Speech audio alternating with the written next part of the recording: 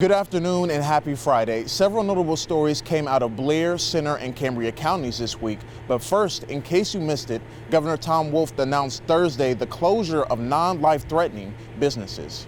Business and industries that will be closed include construction, including residential and non-residential, as well as highway, street, and bridge construction, stores, including clothing and sporting goods stores, industries such as mining, logging, and forestry, motor vehicle, automobile, and other motor vehicle dealers must close. However, automotive repair and maintenance may still operate.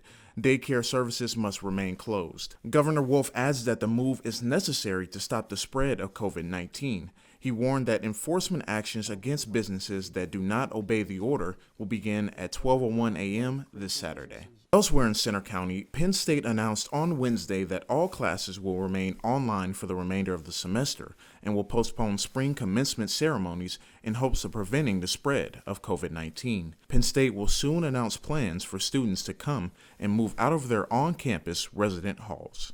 Now we're going to send things over to our Sean Rapp, who has a few stories you may have missed in Somerset County. Sean? That's right, Devin. Lots happened this week, so here's what you may have missed. With schools closing because of the coronavirus outbreak, many schools have started distributing free lunches to students in need. Many of the 1,200 students in the Windber School District rely on those school meals, so the district is doing their part. More than half our students receive free or reduced lunches, so they do depend on breakfast and lunches in the school each day. We have the resources that we can provide that through our existing summer program.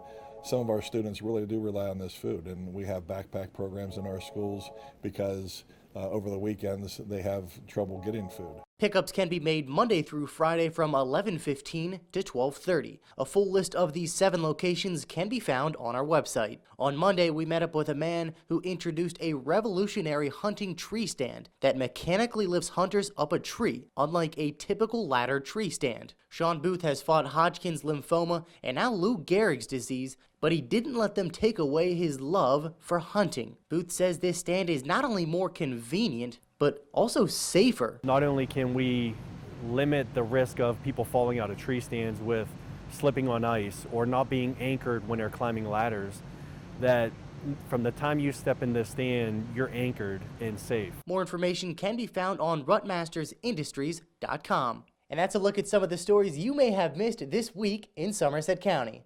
Devin, we'll send it back to you. Thanks, Sean. Now moving to headlines leading this week in Blair County. On Wednesday, a lunch stand was set up at Evergreen Manor that gave lunches out to kids who may not have another source of food while schools are being shut down. The Nehemiah Project wants to ensure that kids are fed for the next couple of weeks as schools remain closed. We've listed more places giving out free lunches to kids in Blair County on our website at wearecentralpa.com. On Thursday, Amtrak announced it is taking precautions over the coronavirus pandemic by sanitizing city buses with nanotech cleaners. The cleaners create a barrier around germs which break them apart and kill them. Amtrak will also begin offering free bus rides for all routes starting today. That's all for this week's headlines. In case you missed next week's top stories, tune back in Friday.